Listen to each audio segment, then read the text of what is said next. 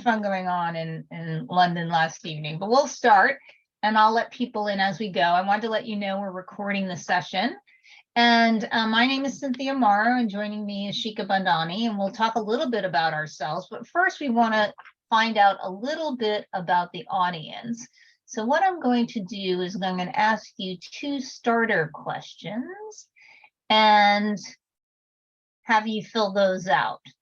So the first one is, how would you best describe your reason for attending? And the second one is, how would you describe your knowledge level of circularity? And you'll notice I've done it in terms of skiing levels, novice, intermediate, expert.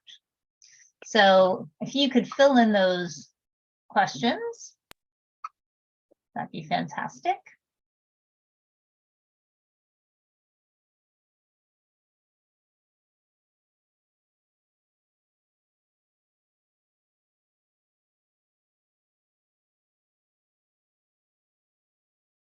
Okay, so we have one person, or 33%, interested in fashion luxury as their main interest. And let me just add in this one other person. And the other folks, 66%, interested in circularity.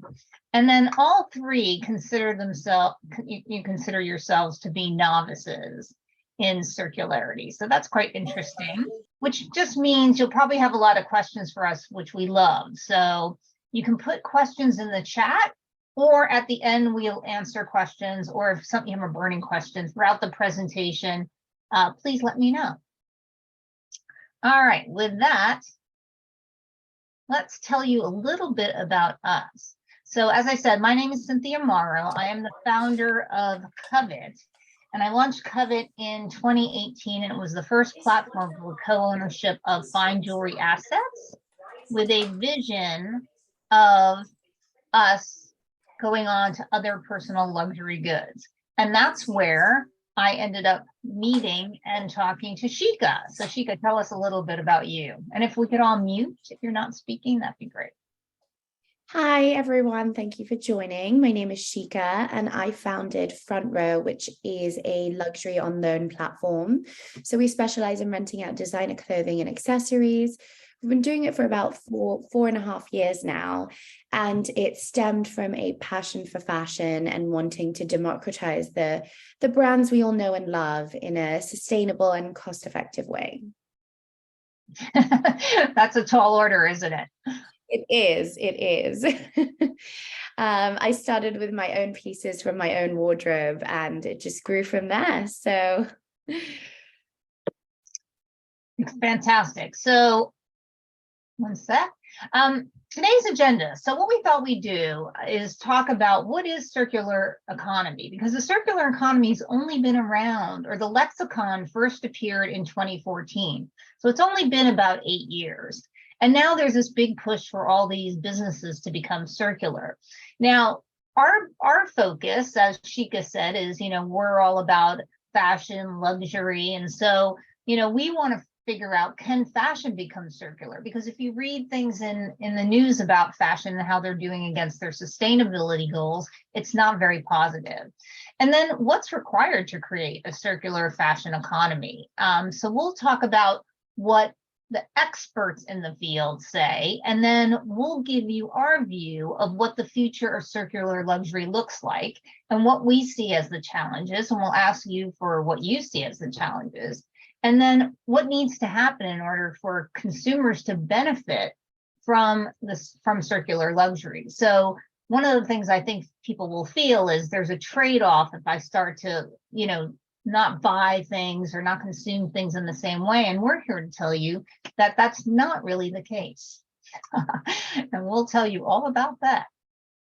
All right, so, what is the circular economy? So this particular slide comes from London, which is actually a partnership between the Mayor of London and the boroughs of London. And their goal is to remove waste and utilize more resources effectively. And therefore, they started really focusing on helping businesses in London become circular. And the way we came in contact with them was that one of the jewelers who's part of the Covett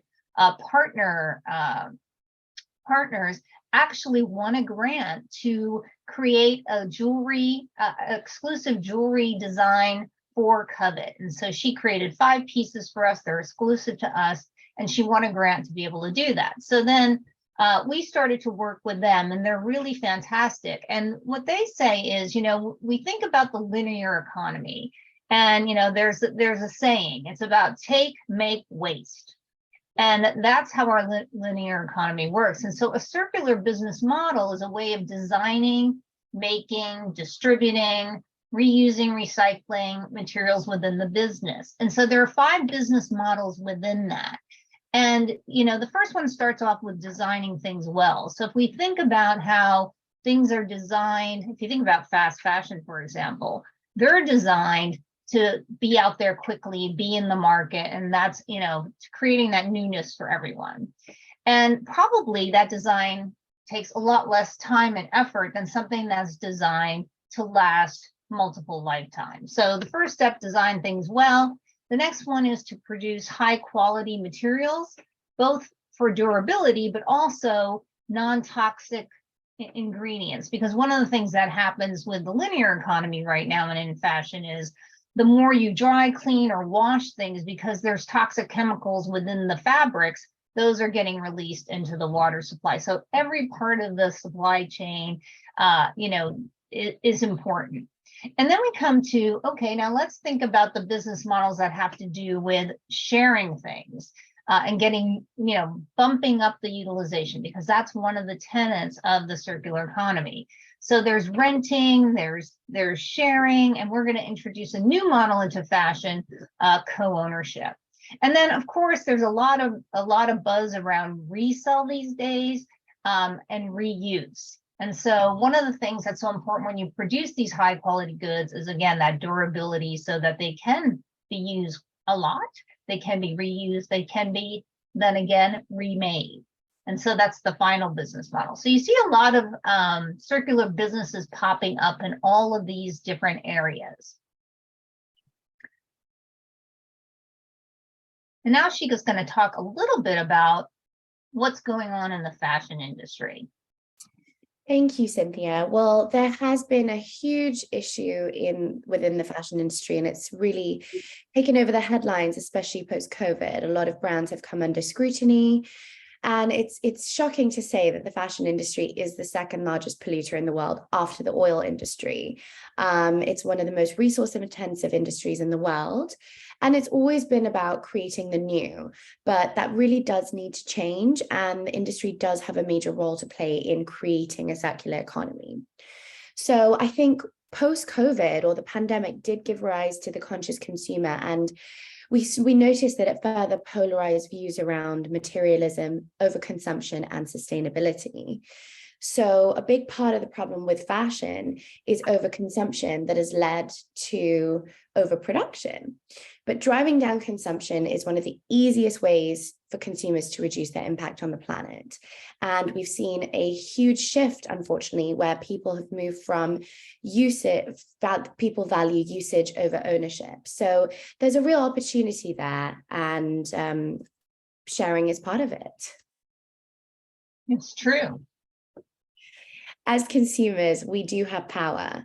Increased demand and support for circular fashion models has already resulted in more brands offering take-back programs and rental options and exploring other sustainable routes.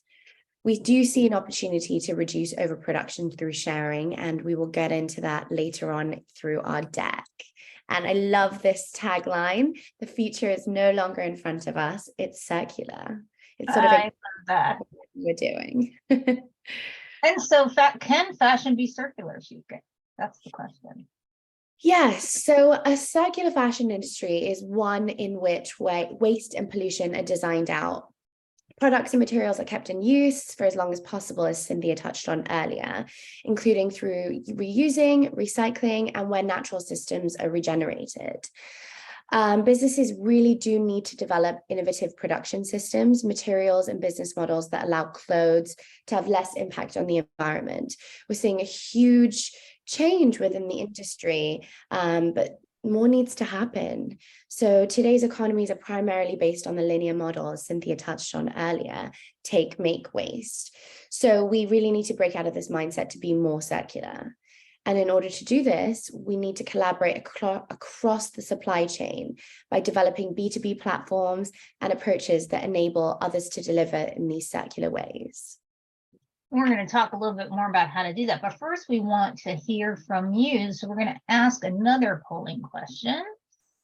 And that would be, what do you see as the main challenge of fashion becoming more circular? Pick one. Pick the top one for you.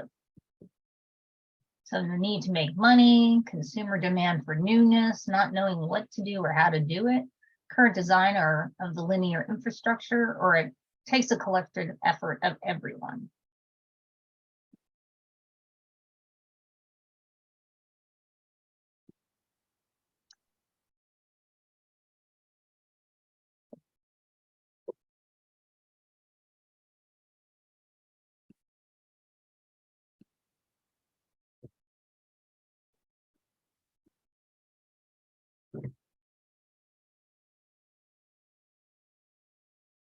Okay.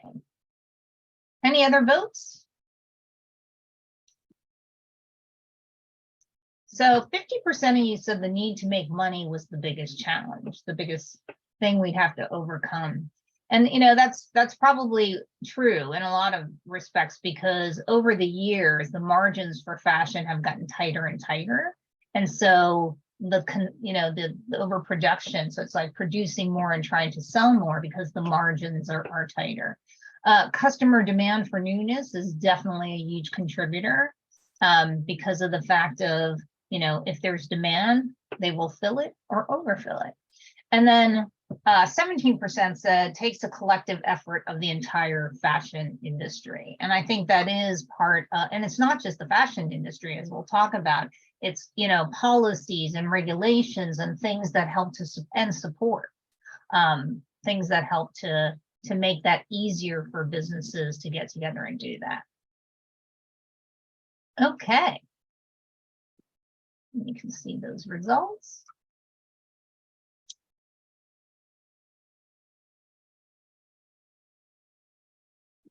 So let's take a look at what we see as the current challenges. And of course, you touched upon those in terms of your voting. So as we were talking about, and Shika said it again, the current economy is still linear. So we're doing a lot of this, the take, make, and waste. And if you look at, it's so interesting, because if you look at the diagram on the right-hand side, basically in the linear economy, the focus is growth, profit, and newness. So all of the areas touched upon in the poll, right? And then on the circular side, it's out of balance, because it's sort of, we need to help the planet, we need to reduce consumption, but businesses still have to make money, right? Otherwise they can't be in business. So how do we then start to shift the balance by making sure that these businesses can be profitable, but they may be profitable in a different way? And so, we have to look at, starting to push down the production, but creating other opportunities.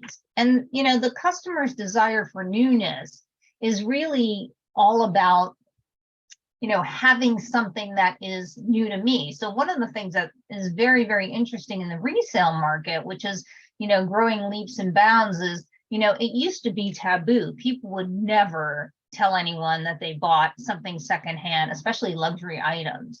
And now what you see is that, it's becoming something people are proud of.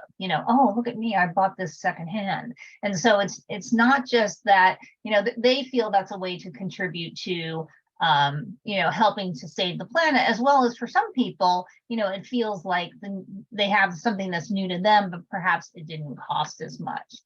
And one of the things about the challenges is resale and rental don't always result in environmental benefits. And part of that has to do with how the business itself thinks about it. Is they're using resale and rental as a way to get customers to buy more new. So you see a lot of platforms like your Net-a-Porter, your Farfetch, starting to introduce resale, starting to introduce rental. Matches Fashions just launched rental.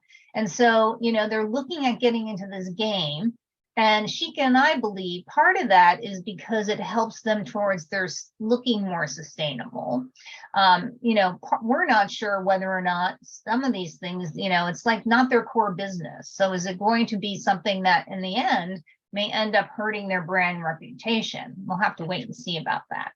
And part of what these brands are doing as well is offering incentives for product take back, and then giving people vouchers for new products. So yes, you're bringing it in. They're not saying they're going to remake it or do anything with it, but then, oh, here's a discount to buy new. And so there's a little bit of a mindset shift that needs to happen there. And then a big issue, and this goes back to the design portion of it, is that products are not designed for reuse. So, if you're going to put a dress, let's say, into a rental scheme, and that dress has to be worn how many times, Chika, really, to make it worth it? Well, actually, they have quite a long life cycle, around 10 to 15 times. It's great. Yes. So for luxury items that are well made, they do. But for some of these other fast fashion items, because that's one of the problems with the pieces that don't have high quality, is it'll turn the customers off, because if the dress has been worn 3 or 4 times by the time you get it, it's not going to look the way you want it to look to wear it. And so that becomes a challenge. But Shika's right. For one of the benefits of working in the luxury industry for us is the products that we're dealing with are already high quality, well designed, can last a lifetime. And so many lifetimes if you take care of it. And then finally, and this is a major challenge for us as well, is supply chains are designed for this one-way distribution. So if you think about it, everything we've ever done is somebody's designing it, goes somewhere else, it gets made, and then it has to be distributed around the world. And there aren't a lot of supply chains right now for the cleaning and the repair and the remake of products. So what that does is, even if brands are trying to do that, they're having trouble doing that because there aren't, some of them have had to start their own repair businesses or their own remake businesses. And you see that in some brands. I don't know if Shika, any pop off the top of your head that are doing that right now? Well, actually, it's a really big, going back to what you mentioned earlier, Matches Fashion, it's really interesting. Cynthia and I were discussing this just the other day, that it's really interesting seeing brands own this themselves. As when I started Front Row about 4.5 years ago, brands were sort of, the rental market and the rental opportunity was still had a big stigma associated to it. Brands were worried that we would cannibalize their sales, when actually what we're doing is we aim to be a marketing partner for the brands that we partner with. So we introduce people to new brands. It's, the brand discovery option, which is so strong through a rental platform, because it's the try before you buy element effectively. But it's great to see brands implementing this themselves. But I think with that comes challenges, because there are lots of elements that go into the rental model in terms of the repair, reuse, redesign, etc. Parts of it, which we highlight on the next slide. Yeah, and what you see too is you also see these partnerships between certain organizations and companies like the Restory, which is a company here in London that does repair and cleaning. And so and even we will look at others to help us do this. So there has to be more options within the supply chain to make that work. And then when we look at what's required, I think it's interesting because, again, it goes back from, businesses can't do it alone. They need to have support from policymakers, and they really need to be able to maximize both the financial or economic and the environmental outcomes. And I think that's where a big part of the problem comes, is balancing those. So the Ellen MacArthur Foundation, I don't know if everyone has heard of them, but they are basically a charity that is focusing on creating circular business models. And they've done a lot of work in the fashion space, trying to help these fashion businesses scale to be more circular. And they see 4 key areas to focus on. And the first is rethink. So what are the key performance indicators that you're measuring the business by? If you're only measuring it by profit, then you're driving a certain behavior of production, right? So what are those indicators that can help businesses actually focus on more than just pushing the supply? And then what are the customer incentives? It goes back to that take back program. Is there a way to incentivize customers to not only, return things to be remade, but also perhaps purchase things that have been remade or they're now being resold, or we call them reloved?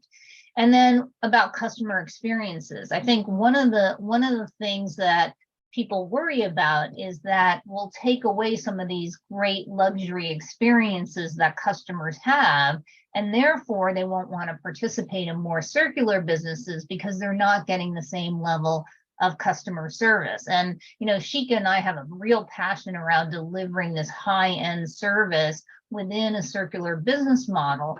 But that's, again, hard to do. And it really takes a focus and an effort to do that. And then the second thing, and we've touched on this before, is just designing products that can be used more and for longer. So what we're doing with our business models is really driving up the utilization of the products. So I started in jewelry, and one of the things about jewelry is typically, with the exception of engagement rings, the more a piece of jewelry costs, the less it gets used. So it gets locked in a safe, and 95% of its life could be spent idly. And so that resource, all those resources used to make that piece of jewelry, have been already used, and yet we're not getting the benefit from them. So then other people have to buy the same item or a similar item in order to and use additional resources. And so what we're trying to do is really think about design both within the products and then within how they're used. And then again, this idea of co-creating. So supply networks being able to circulate products both locally as well as globally. So for businesses that are trying to, again, remake, recycle, reuse, they're going to need to have suppliers both locally and globally to help them do that, us included. And then finally, scale. So just having a wider range of circular business models out there so people can access the goods they want without perhaps having to own them outright, and use so they get utilized more. So there's a lot to be done. And now we're going to talk a little bit about what we're trying to do in this space. And I'm going to turn it over to Shika. Thank you. So here, this slide is actually really fantastic because it just shows you that the circular fashion is a whole system approach. For the fashion industry to move on from a linear to a circular approach, each of these following areas need to be addressed. And I touched on this earlier. We have seen people value and customers value usage over ownership. They're looking for experiences in fashion rather than actually owning the piece outright. So our focus with what we're trying to do with our business is on the usage element of the model with our circular business model, which I do explain on the next slide. So our goal is to create the world's first truly circular platform, luxury platform, introducing a new way for customers to gain access to luxury goods by offering technology-enhanced sharing models. So with my background in Front Row, we specialize in rental and resale models. And with Cynthia's background in Covett, she specializes in co-ownership and subscription models. We want to create a circular platform that encompasses all 4 models under one roof. And therefore, depending on how you want to interact with the item, be it, a one-hit wonder or one-time use, then you would potentially choose rental. And just depending on how you want to interact with that piece and how often, you would choose a different model based on that. So this would overall reduce overconsumption and still, carry on with our aim of democratizing luxury by making it more accessible, but just by introducing this idea of sharing and asking people to ask these tough questions when they're about to, or when they fall in love with a piece. How often will I use this piece? What model suits my lifestyle and this item that I'm purchasing? And we're going to talk a little bit more about that in a minute, but tell us about how we see the future of circular luxury. Absolutely. So we do see the future of circular luxury by reducing overproduction through sharing models, producing one piece instead of five. So our goal on the co-ownership side is to sell off shares in each item. So there would be 5 shareholders per piece. And effectively, you can access or purchase 5 bags for the price of one, or own a share in 5 different bags for the price of one. So it's really about producing one piece instead of 5. We also aim to partner with luxury brands that are designing for longevity, reducing waste, and have sustainable goals within their, values. We want to invest in luxury goods made of high quality for sharing, because though we are focusing on the usage element, as I mentioned, we are looking to have 5 shareholders per piece, and we will have a very strong maintenance program as part of that. So we handle everything from A to Z in terms of the logistics, the storage, the insurance, the maintenance, and we take the hassle out of co-owning the item. So you just get to receive your item and enjoy all the benefits. We want to increase the utilization of the product rather than have it sit idly in your closet. I know I can put my hand up and say I'm guilty with having so many items sitting in my wardrobe with the tags left on, and actually through COVID, it really threw a spotlight on just how much I've purchased in the past that I haven't used. We, as I mentioned, will want to maintain and repair the items to extend their life. And you will also be able to resell your shares or items to continue to extend their life as well. And then with regards to the end of life, that we believe investing in high-end pieces, maintaining and repairing them, we can extend their lives to be part of our vintage offering decades from now. Yeah, it's amazing that how much longer an item will last if you take care of it. I mean, it makes sense, but I think people, and it's interesting too, because one of the things that people worry about when they look at sharing things is, what if I ruin it? What if I damage it? What happens? And, they don't want to let people down. And one of the things we do is we insure everything. So one, it's not a financial issue, but we also have the partners who can repair most damage to things. And so we try to give peace of mind to people in terms of sharing, and that happens whether it's being rented, whether it's being shared, or it's a resale item. Because if you're co-owning something, you still want to get the value of it when you are able to resell on our platform.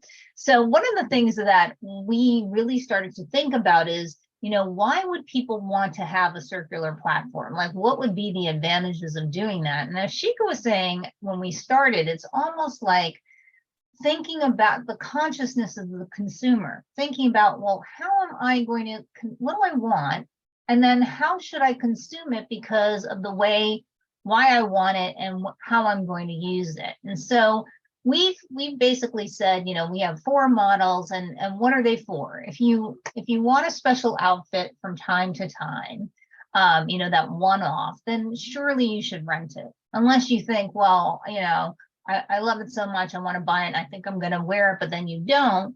At least then put it up for resale. Or we even have people put things in our vault for lending out and for co-ownership. So there's always an opportunity, even if you perhaps make a mistake and buy something and then you end up not using it, for you to put that into circulation. So that's exciting. And then for the person who, I would call these people the Instagram darlings, but it's, you want a lot of outfits, you want to have them over time, you probably need a subscription. So that way you can have different things all the time, but you're not, again, buying all these different things.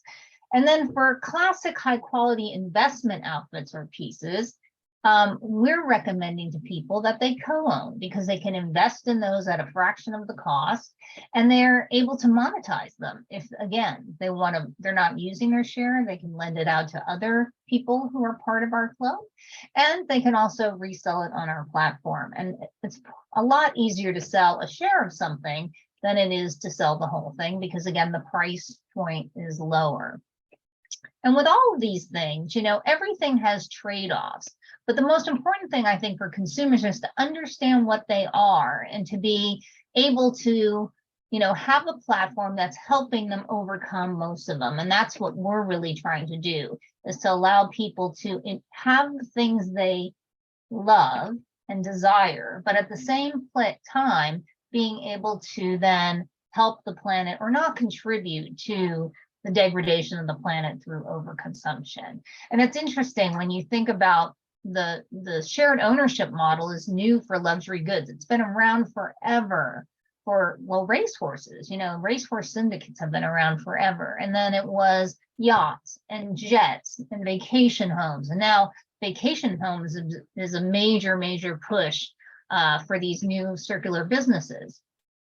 One of the things about this is when you think about it, Shika was saying, you produce one and 5 people can use it. But if you think even when democratizing the market, you start to grow the market, so more people have opportunity to have access, you still have, if you produce 5, which you would have had to produce for 5 people before, you then have 25 people who are able to use it. So the magnitude of what's available is really a win-win, because it's good for the luxury goods person. They can still sell, as many bags, but so many more people are utilizing them, and there's more inventory then in resale for these things to continue on, and it's a win for the planet as well. So we're really, really excited about what we're doing.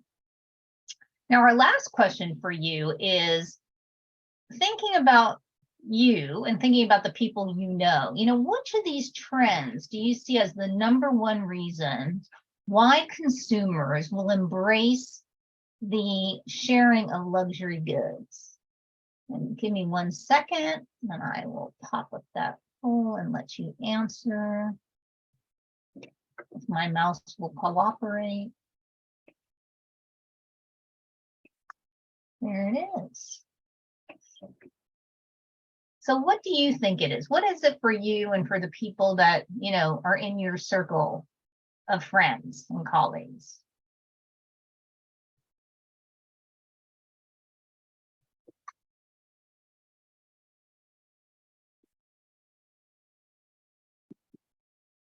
Looks like folks are thinking about it. It's a concern over the impact to the environment, desire to try before you buy, being able to have more, but in a more circular or conscious way. And then finally, focus on usership versus ownership.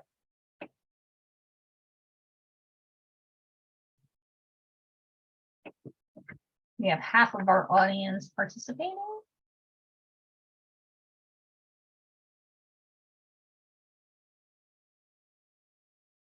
Okay. Let's see what our results say. So it was a tie between the last two, having more of what they want in a conscious circular way and the focus on usership versus ownership. And I think one of the things we see is that definitely younger generations, are more open to usership versus ownership. And Shika's going to talk a little bit about that. I think it's interesting. No one said concern over the impact to the environment. And not because I don't think that, I probably think that's a lesser thing in the back of people's minds, right? And I think people find added benefits. Yes, and I think people find it hard to feel like they're doing the right thing. So Shika, tell us a little bit about what trends we're seeing so far and the customer shifts we've seen. Absolutely. So we saw this with Front Row, and we've just seen, as I mentioned, it's sort of a theme through today, a preference for non-ownership. It's the younger generation that are sort of redefining what it means to own and access luxury goods. So they're moving from ownership to usership, and actually place more importance on just getting access to these pieces and, putting that photo on Instagram or whatever it is, just being seen in these luxury brands. Another motivation is circularity versus sustainability. So we saw the rise of the conscious consumer. People are asking questions. Brands are coming under, the firing line. So it's really great that brands are now having to take accountability for their actions. I know there was a lot of talk through COVID of Burberry burning their stock, and a lot of brands have been guilty of that. So it's great to see these brands enact change. I just don't think we're moving fast enough, but that's what we're here for. And a lot of us, as I mentioned, use the model for these circular models as a try before you buy service. Mm-hmm. Price points and luxury brands keep overproducing items and coming out with 6 collections per year, 6 seasons per year. So it's a lot, and I think people are reluctant to spend large amounts of money on new brands. So it's a great way for people. So the rental and subscription models especially allow for low-cost brand discovery. You can educate yourself on a new brand, how to style it, and then move on to becoming a lifetime customer of the brand. And social media, I think that goes hand in hand with the preference for non-ownership, with the rise in popularity of social media, which drives aspiration, making customers more reluctant to repeat outfits. So there needs to be a change in the market, because we are heading in this, we all live such fast-paced lives, and really at what cost? So it's great to see a lot of circular models coming about. Selfridges, Harrods, Fenwick embracing the circular model, and rental models and resale models. So yes, lots of different customer motivations. So Iona asked a question. She said, is there any study or statistic showing that people who buy luxuries prefer the circularity model? Or what are those trends? And so it's interesting, Iona, you asked that question, because I just read, I wish I could remember the source, and I apologize, I don't. But I just read a study that came out and looking at Gen Z, and then saying that they actually preferred to buy resale rather than brand new, 80% of them. And I found that shocking because not so long ago, it was below 50%. And so that mindset is already starting to change. So I think, it is happening, and it's definitely happening on the resale side. I think rental, as far as I know, 50% of millennial women have tried rental in terms of a model that they use for having, trying something before buying or wearing on occasion. Shika, others you can think of off the top of your head? Well, actually, just following on from what you said about resale, it's really interesting to see it continue to disrupt the industry, even though it's been around for so long. But yeah. I completely agree with you. I also read that a lot of these Gen Z millennials prefer to purchase secondhand or rent. And there are a couple of subscription models within the UK. For one is Cocoon Club, which does bag subscriptions. I know that's an extremely popular model. And it's just, I think, especially with this next couple of years with the cost of living crisis, social calendars are not slowing down. Social commitments are not slowing down. People are feeling the pinch. And it's a really fantastic way to, of course, stay sustainable and move to more sustainable models, but at the same time, it's easier on your bank account. Right. And you can have what you want and still be a conscious consumer. I think for us, we love that because we love luxury goods. It's kind of funny because we just launched co-ownership of designer handbags, and one of the things Shika and I are always saying, "Oh, I'd buy a share in that. Oh, I'd buy a share in that one. Why don't you buy a share?" Like, we're our best customers. So Because we love them, but we also understand that, we don't have to own them, and that sharing them is really the best for all. We can make money, the brands can make money, the planet can not suffer from overconsumption, and the customers aren't paying full retail. So they can take 80% of that investment and put it into something else, whether it's other luxury goods, or whether it's a trip, or whether it's putting that money now in your 401. Well, you don't have 401k. That's the US way. In your pension, right? Like, you could actually save the money rather than spending it all. And so I think it's, it really is one of these things that's a win-win-win. Absolutely. And just one last point from that, what I'm sure, well, hopefully you can tell how passionate we are about this. And we want to create these sort of communities of co-owners. So there's 5 co-owners per bag, and we want people to, buy a co-own it with your friend, or co-own it with your sister or your mom, and create these really transparent clusters of communities of fashion forward women investing in asset classes they've not been able to invest in previously. And as Cynthia said, diversify. So we're sort of and melding together the worlds of fashion and finance. And, as she mentioned, you can put the rest of that money elsewhere. Well, and I'll just, like, one funny little thing is that, women are much more careful about how they spend their money. I guess we all know this, spend their money than men are. Like, if a man wanted a 50,000 pound Rolex, he would just buy it if he had the money, right? Whereas a woman would be like, oh, I don't know if I should spend that money on myself. Maybe I should spend it on the kids. Maybe I should go on vacation. So there's a lot of thinking about, and feeling guilty perhaps about spending that money. And so, as Shika said, we're giving this benefit of not only can you own 20% of something, but you can also resell it. And because we're taking care of it, that value will be retained, or it could even increase over time.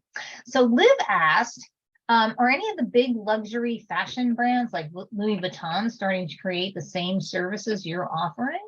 It's a great question. I think, well, they aren't, just to answer your question, they aren't, not that we're aware of. And especially with the rental side, we are starting to see smaller brands sit up and pay attention to the rental model. But I mean, the UK is very much behind the US. Rent the Runway IPO'd last year, and they, Rent the Runway has been around for about 12, 13 years now. And it's just coming, it's just picking up in the UK. So we think we're very behind the curve here. There aren't a lot of subscription-based models. So no, we are hoping to disrupt the market and the industry with this model. And, it's the best way to benefit, rather than buying an item outright and having it sit in your wardrobe for 3 weeks out of the month. With this model, you get to access that piece by buying a 20% share for 10 weeks per year. So you still pretty much get access to it for a week a month. So it's sort of a win-win. But we do hope to work directly with the brands in the future. We just think it might take a little bit of convincing. And once we disrupt the industry, hopefully they will have to sit up and pay attention. Well, yeah, and I think the big brands really worry about, they worry about their brand reputation, they worry about diluting the brand, they worry about, that not being their core competency in terms of delivering that kind of service, and what would it say about their brand. And probably because they've been raising every single one of these big houses raised their prices this year. So they're raising their prices to protect those margins. And so and enough people are buying those items that it's probably not an issue for them. But at some point, like we see with Matches Fashion or Farfetch doing restoring of goods, they'll start to experiment, I think, with more and more of these models. So thank you both for your questions. And then lastly, when we think about, so we're a circular economy startup, and there are so many of us in this space. There's quite a few circular economy businesses around rental, and as Shika said, a couple on the subscription side here, and more so in the US. But if you think about the whole circular economy life cycle, there are tons of circular businesses showing up in the design phase, in the manufacturing phase, in the remake phase. It's like, they're just booming with all these different people who are trying to do all these great things to make it work. And I think one of the things that, our reason for doing this is to talk about that and try to get people to support these circular businesses like ours. And so, if you think about, for us, it's like we need to find and educate early adopters. So all startups are looking for the people who are willing to dip their toe in the water and try it and then become an ambassador for it, right?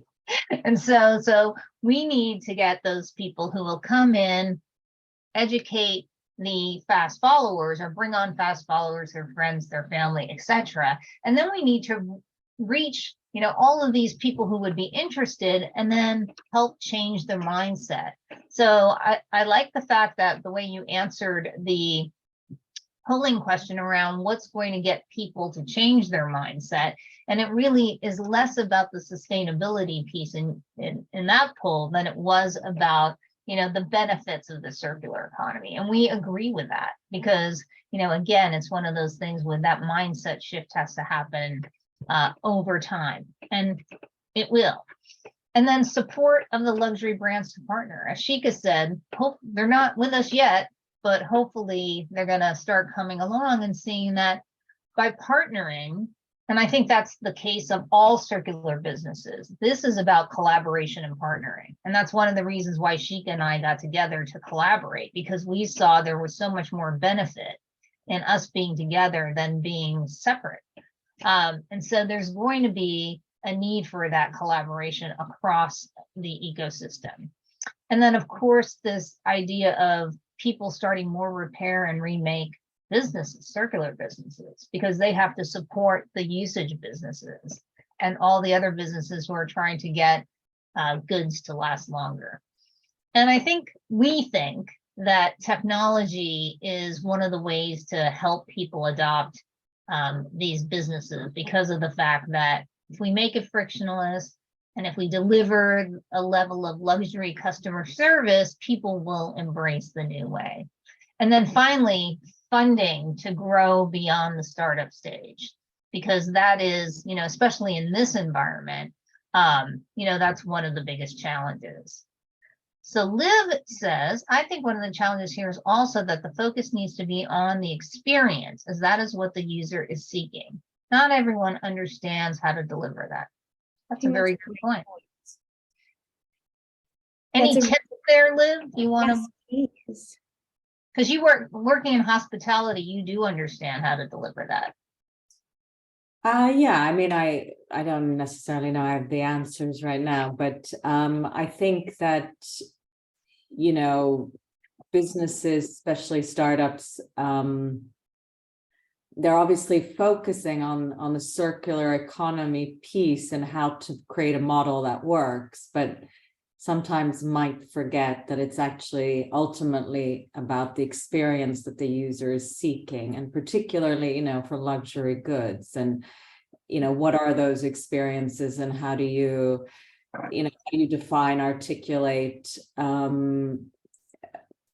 the intangible benefits that you get from those experiences. So I think it's complex, but it's actually, that's where the focus also needs to be, I think. Anyway, Mike too. No, I completely agree. And it's so hard. That's a very hard experience. It's very hard to give people the same experience that they would get having, if they're walking into a Harrods or the luxury store.